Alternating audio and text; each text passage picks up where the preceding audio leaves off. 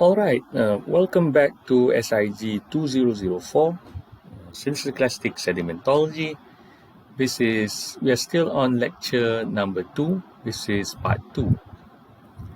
In the first part, we looked at the textural property of grain size, in particular, the component of grain size sorting. In the second part, we look at the textural property that we call grain morphology. So there are 3 aspects of grain morphology. First, you have grain shape. Second, you have grainsphericity. And third, you have grain roundness. All these 3 aspects, if you look at the terms, right, we're basically talking about grain shape, how they look like. Let's go through these one by one. So first you have grain shape. What is grain shape? The shape or the form of a grain measured by various ratios of the long, intermediate, and short axes. So let's say you have, now we're looking at a single grain. You have a single grain, and a grain is a three-dimensional body, right? It has 3 dimensions, and you can describe it in terms of 3 orthogonal axes, ada 3 paksi, right? So you can have a long axis, here marked as L, a short axis, which is the shortest axis, and then you have an intermediate axis. And all the 3 axes are at 90 degrees from each other. Okay. So depending on the ratio between the 3 axes, you can describe the shape of the grains. So you have oblate grains, you have equant grains, you have bladed grains, or you have prolate grains. Okay, and what's different between them is the ratio between the long axis, the intermediate axis, and the short axis. So let's look at the simplest example. Let's say you have a grain which is perfectly spherical, or it is perfectly cubic in shape. Okay, so in this case, you have the 3 axes, and all 3 axes have the same length. Okay, so this here is L is equal to I is equal to S, all these 3 orthogonal axes. So we say that the grain is equant in shape, or cubic, or spherical. Right? Now, let's say you have these kinds of grains. It's in this case, it's called oblate. You can also call it tabular, or even disc shape, right? So in this case, you have 2 orthogonal axes, which are the same length. L and I are of the same length. If you look at it from the front, it looks like a square, right? But then you have this shorter axis, 90 degrees from those. Okay, and that's the short axis, and this is not equal to L and I. So this is an oblate grain, okay, or tabular disc shape. Huh?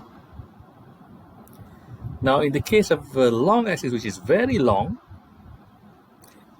right, and then you have the short and intermediate axis, which are not of equal length. Basically, all 3 axes are not of equal length.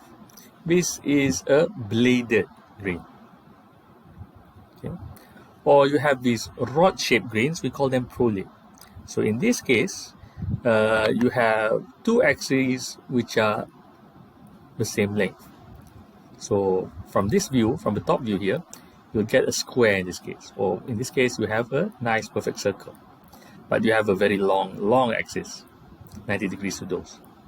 So this is rod-shaped or prolate. So this is just a way to describe different grain shapes, macam rupa dia.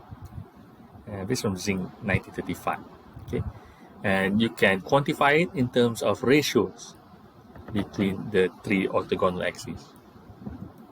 Okay, but I'm not going to go into too much detail there for this course.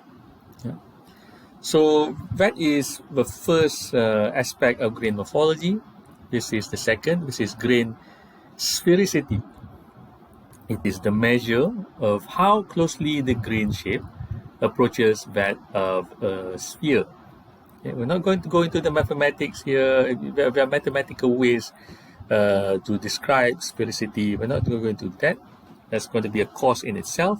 But this is one example. Can be how it can be calculated. You can calculate what is called intercept sphericity by knowing the length of the short axis, intermediate, and also the long axis. But what geologists use in the field is, again, it's cruder. We use a card to compare visually what we see.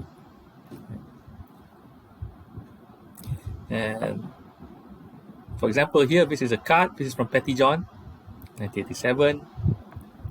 And it shows you the difference between grains which are of high sphericity and of low sphericity. So notice here, the top pictures here, although you have some of them have jagged edges, some of them have rounded edges, right? But these approach the shape of a perfect sphere. So these have high sphericity, right? And the lower part here have lower sphericity, rod shapes, elongate shapes here. So it don't look like a sphere. So we said we have low sphericity. Okay. So in this class, that is good enough. We're just talking about visual comparison. For coarser grain material, it's easy to do. You can't really do it with medium grain sand in the field, right?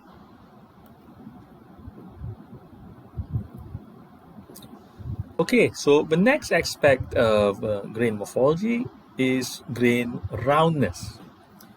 Roundness is concerned with the curvature of the corners of a grain.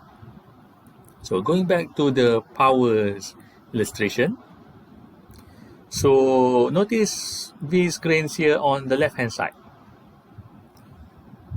They have these sharp edges, right? They are angular, we say, angle edges here. Right? So we say that the roundness is angular, relatively. For the grains on the right-hand side here, the edges are not sharp. You don't find sharp angles. Right? You say these are more rounded grains. And there is a gradational degree. You can go from very angular, angular, subangular, sub-rounded, rounded to well-rounded. It gets better and better rounded towards the right-hand side. Okay. So what we usually do is just a visual estimation of roundness. Okay.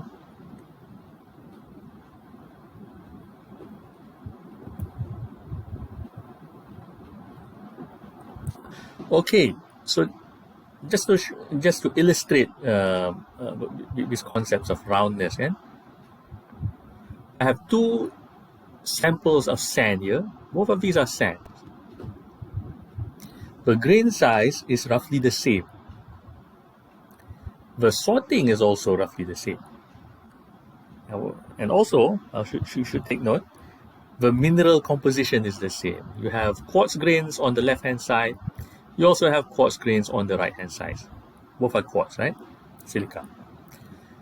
But notice the roundness is very different. Here you have sharp, jagged edges. So this is subangular on the visual estimation scale.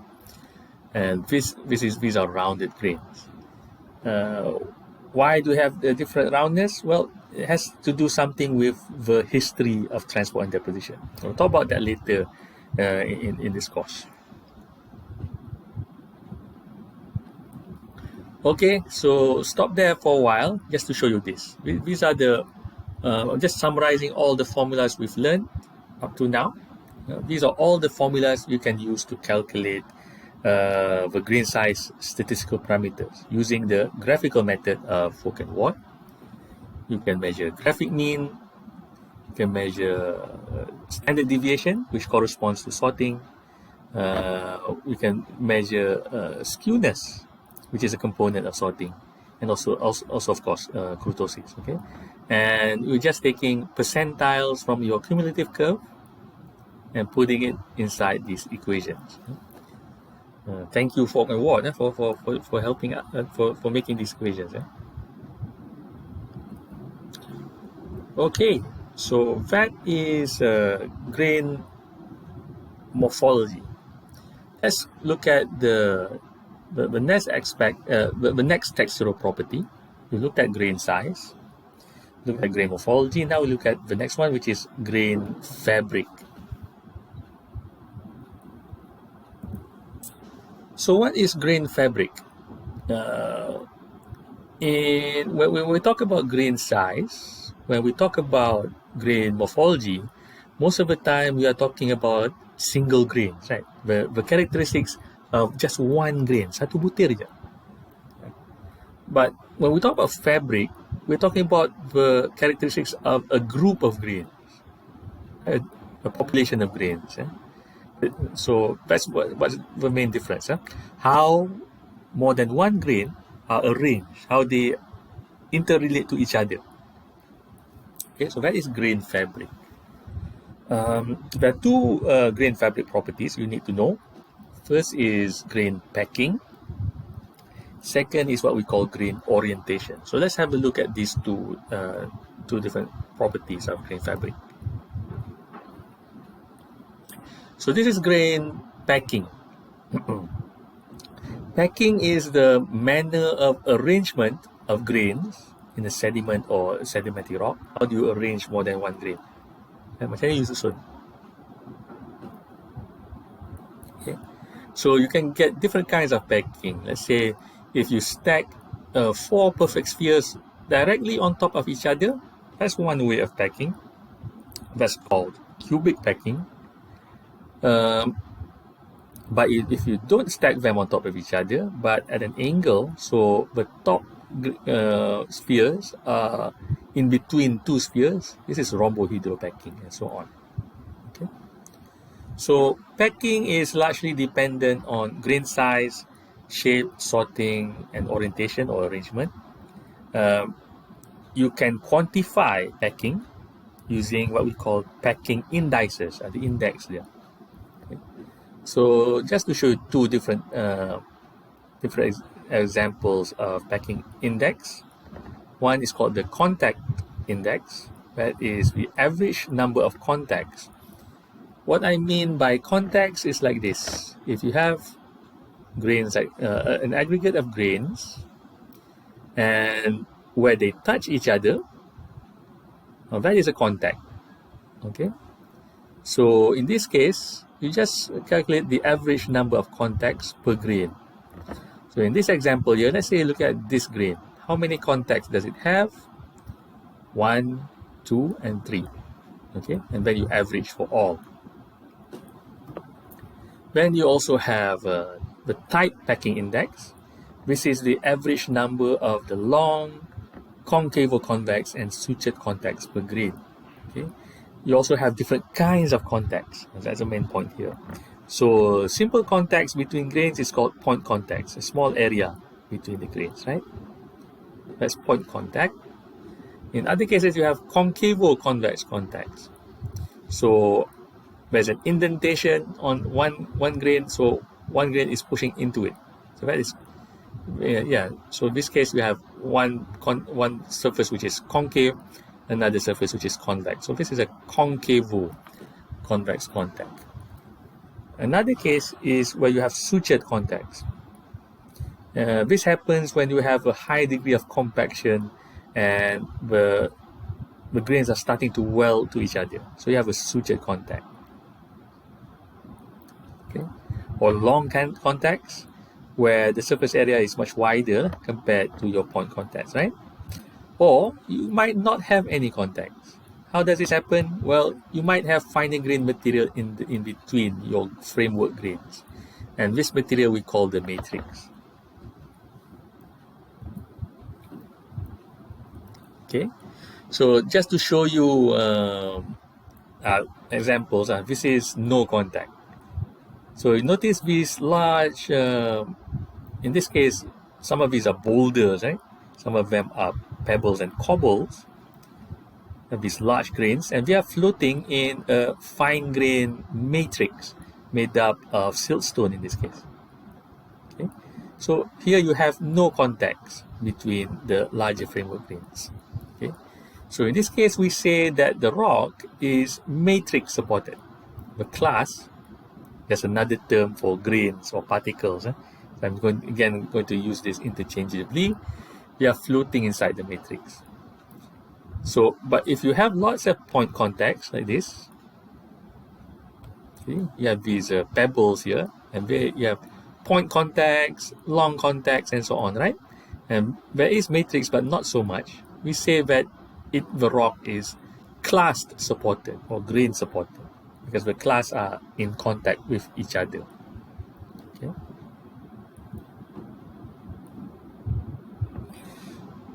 Okay, so fabrics, we talk about packing. Now let's look at grain orientation.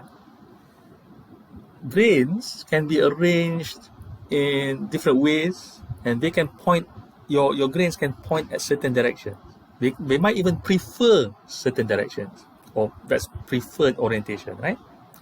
So just show you examples here, not going to go into too much detail. For example, sometimes you can have prolate-shaped pebbles, rod-shaped pebbles. So I'm just showing you here.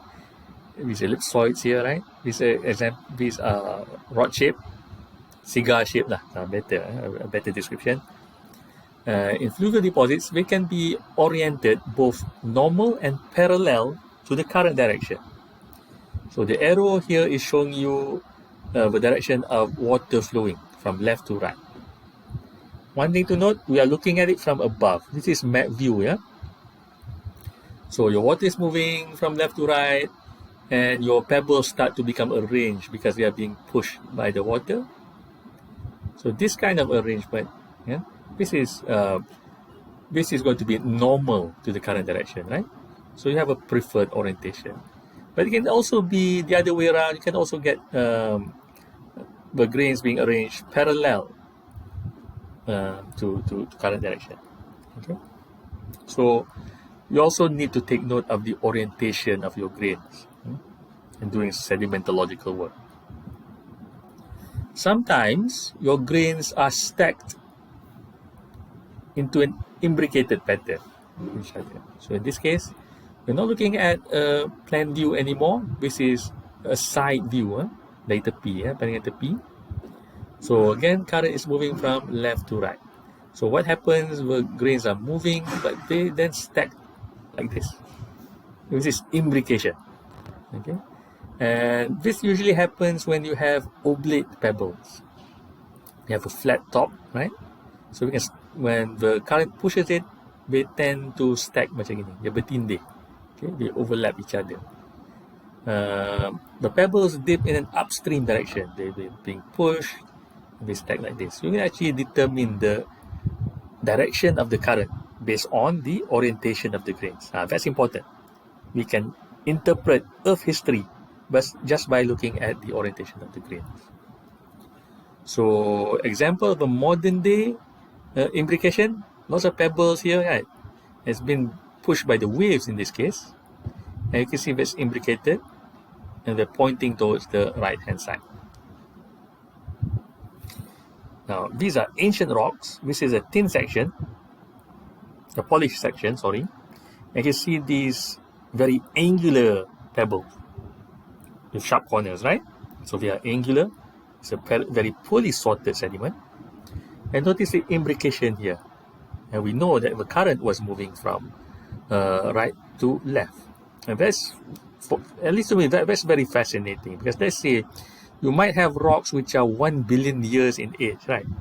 And when you find these grains which are imbricated, you can actually know that the direction of the current was moving from right to left. Okay.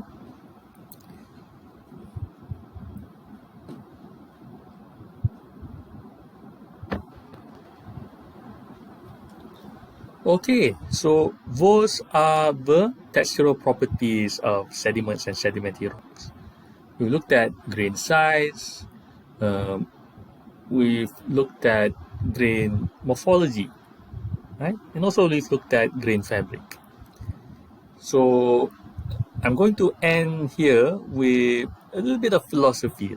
So I'm going to introduce you to a concept in sedimentology, a way of thinking basically. This is the concept of textural maturity. Okay, so what does textural maturity mean? We'll go step by step. It's easier to show you. Textural maturity of sandstones, talk about sandstones, encompasses three properties. When we talk about maturity, you're talking about the amount of clay in your sand, the sorting of your sand grains, and the roundness of your sand grains. Don't worry about why, we'll talk about that later. There are 4 stages to textural maturity, as shown in this diagram by Folk, 1951. We'll leave all these details for later, but remember this, you have 4 stages. You have immature, submature, mature, and supermature. The 4 stages of textural maturity. And as we go from left to right, we say that our maturity is increasing. Okay, from immature to supermature. So go one by one. Let's go to the immature stage.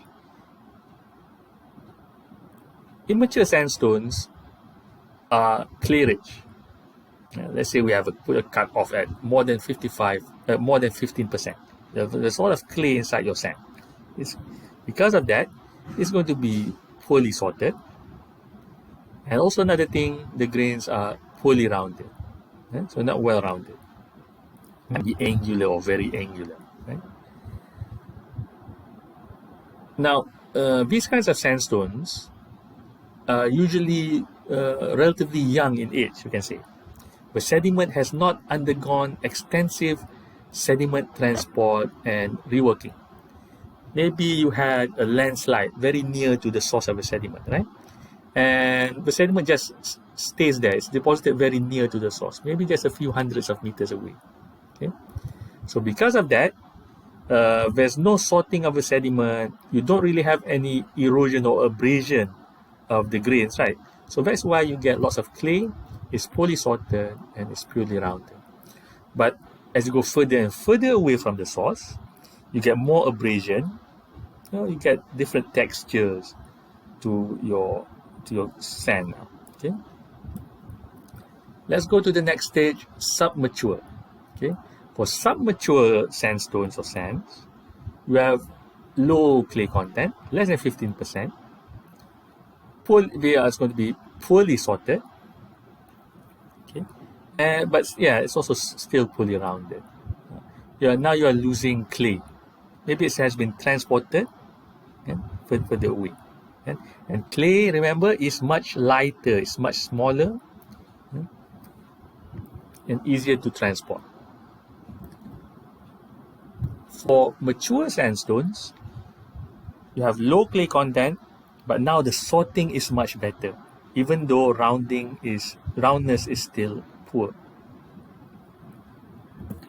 And then for super mature, there is basically no clay inside your sandstones. And sorting is very good. Roundness is very well. You get really, really well-rounded grains. So the pattern is summarized like this. With increasing textural maturity, you are decreasing the clay content inside your sands. Lesser and less sands in more mature sand. The lesser and lesser clay in your more mature sands. Sorting gets better and better sorted in the mature sands. Better and better rounded grains in your mature sands. So why do we get this pattern? Well, if you have sediment being transported, some of the sediment can be just transported for short distances. Some of sediment has been transported for very long distances, maybe for thousands of kilometers sometimes.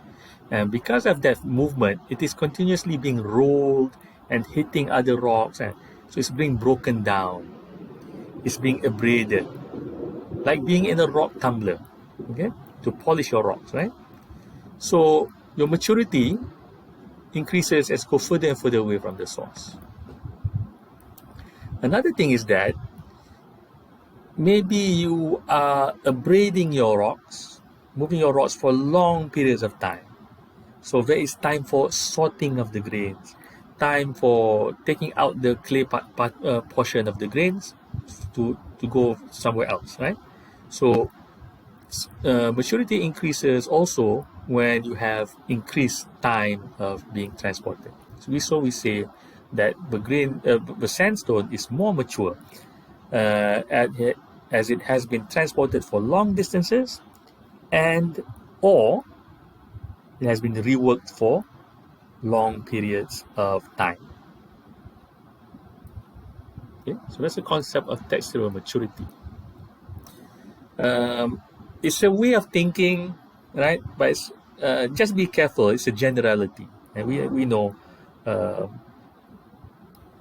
nothing can be generalized really to a certain rule. Right? Everything is approximation. So just be careful when trying to think in this way. A caveat here: beware. Yeah? This is just a simple model to help you visualize Earth history. For example, it's not in all cases that clay content decreases with maturity. Yeah? Clay content also vary a lot in different environments. And diagenesis can also introduce new clay, even in very mature sandstone. So just be careful. And it's hard to measure maturity also. Super mature sediments can actually have been recycled for multiple times. Yeah? Okay, so this is the last slide, just to help you visualize what textural maturity means. Yeah? So we have 3 different depositional environments here. One is slope, second is a desert, third is a beach. And let's look at the sediments which are there. So on a slope here, the process is you have slope mass wasting. You have landslides, right? So sediment is being formed, but it has been transported at a very short distance. It's very near to the source. It has been rapidly deposited. Just took a few hours in this case, right? So texturally, it is immature. It's poorly sorted, lots of angular grains, lots of clay inside it, right?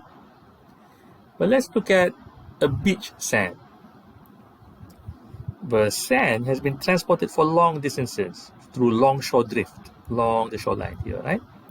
So it has been reworked, and also been reworked for a long time. Every day it's going to be pushed by the waves, thousands and thousands, maybe millions of times every day. So the sand is going to be very well sorted. There's not much clay, relatively well rounded. So these are mature sands. And in the desert, the sand has been transported for very long distances, maybe through aeolian processes by wind, okay, for thousands of kilometers, and it has also been reworked for a long time. And if you look at the sample, it's going to be very super mature now, no clay at all, very well sorted, very well rounded. Okay, so this is a very important tool for Earth history.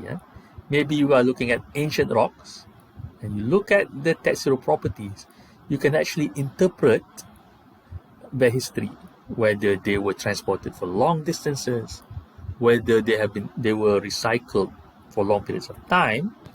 You can even interpret maybe the deposition environment. Oh, my 500 million year old rocks were deposited on the beach. And that is a very powerful statement. Okay. So I'm going to stop here. We'll continue next week. Okay, bye-bye.